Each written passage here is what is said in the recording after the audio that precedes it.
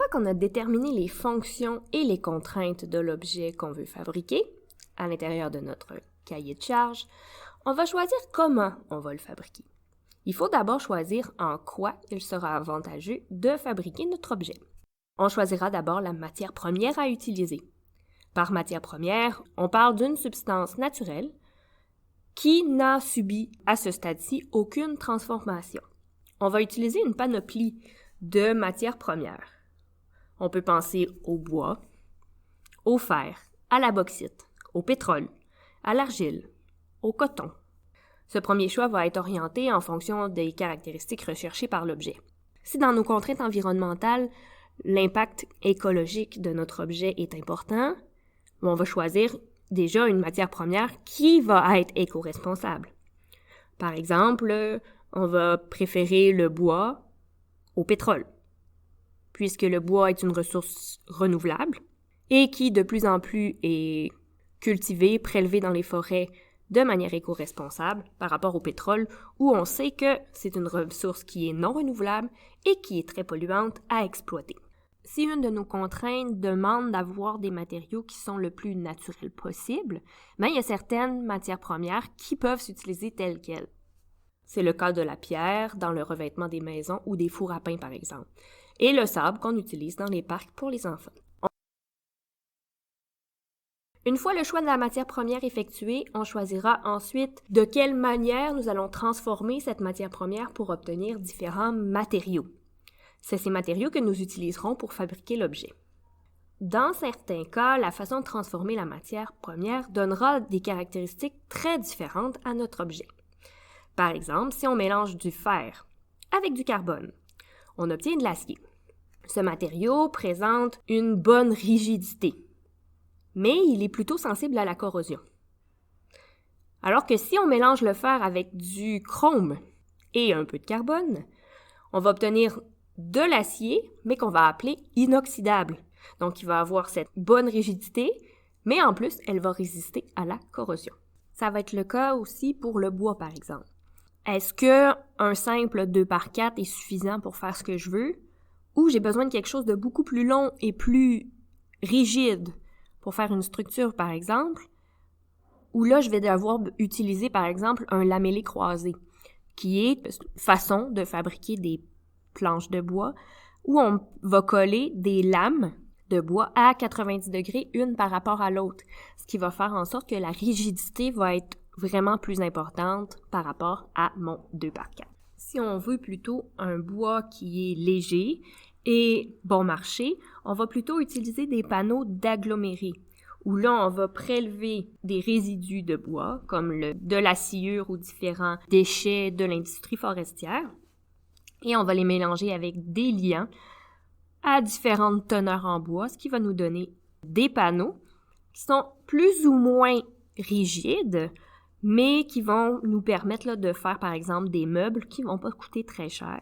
Encore une fois, la façon de transformer le matériau va avoir un impact sur les propriétés, mais aussi sur sa qualité écologique. Donc, il faut y penser lorsqu'on va choisir notre matériau. La dernière chose à considérer lorsqu'on va parler dans quelle matière on va fabriquer notre objet, c'est ce qu'on appelle le matériel. Le matériel, c'est tout ce qui va être utilisé pour extraire ou pour transformer notre matière première en matériau ou notre matériau en objet fini. Donc, on va avoir tous les outils, les machines, les équipements qui vont être considérés comme du matériel. Ici, si je reprends l'idée du bois, je vais avoir tout l'équipement pour couper le bois dans la forêt. Donc, les scies mécaniques, tout ce qu'il va avoir pour enlever les branches, les camions pour les transporter. On va avoir, par exemple, ensuite des équipements pour couper les planches, les planeurs pour les rendre droites, et tous les objets, disons, de finition. Donc, on est parti d'une planche, on veut faire une flûte. Donc, je vais devoir avoir une toupie, avoir des perceuses pour faire les trous, différents éléments pour vider le bois à l'intérieur pour avoir la cavité dans laquelle le son va résonner. Donc, c'est tous les outils qui me permettent de partir d'un arbre pour avoir un produit fini qui serait ici la flûte. On peut faire le même exercice, par exemple, pour un couteau en métal. Donc, on a les camions qui ont servi à l'extraction du minerai dans les mines. la dynamite, tout ça qui a été nécessaire pour extraire notre minerai. Ensuite, l'équipement qui a été nécessaire pour transformer le minerai, disons l'oxyde de fer, qui est notre roche rouge, pour le transformer en fer pur. Et ensuite, la forge pour faire chauffer notre fer, le faire fondre, les moules, les marteaux, les trucs qu'on va utiliser pour former notre couteau va être utilisé pour passer du minerai de fer jusqu'à notre couteau.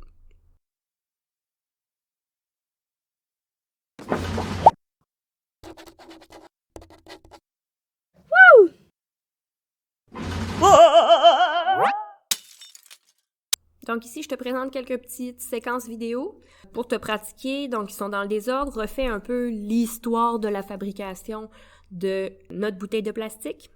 Comme d'habitude, on fait pause pendant qu'on réfléchit et on revient pour avoir la réponse.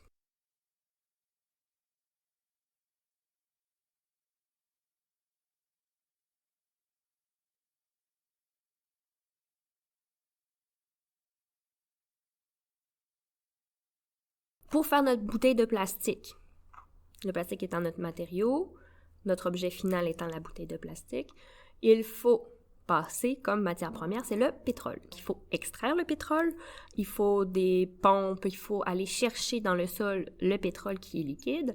Ensuite, il faut passer des étapes de distillation, c'est-à-dire qu'on va prendre le pétrole, on va le séparer entre ses différents constituants, dont certains qui vont nous permettre de fabriquer le plastique. Et ensuite, on va faire chauffer ces substances-là, les mélanger avec d'autres produits chimiques, les injecter dans des moules, et ce qui va nous donner notre bouteille de plastique. Donc, en résumé, lorsqu'on réfléchit à avec quoi nous allons fabriquer notre objet, il faut démêler 3 termes.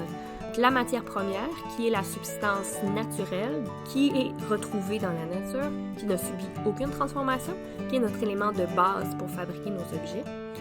Ensuite, il y a les matériaux qui sont des versions transformées des matières premières. Et à partir d'une matière première, on peut faire différents matériaux qui vont avoir différentes caractéristiques, tout dépendant de la façon dont on les a transformés. Pour transformer les matières premières en matériaux, on va avoir besoin de matériel. Ce sera tous les outils, toutes les machines, tous les instruments qui seront nécessaires, soit pour passer de matière première à matériaux ou de matériaux à notre objet fini. Dans la prochaine séquence, nous verrons, maintenant qu'on a déterminé ce serait quoi les matériaux de base de notre objet, on va faire un plan pour fabriquer notre objet. Le premier qu'on fera sera le schéma de principe. Dans la prochaine séquence, nous verrons, maintenant qu'on a déterminé ce serait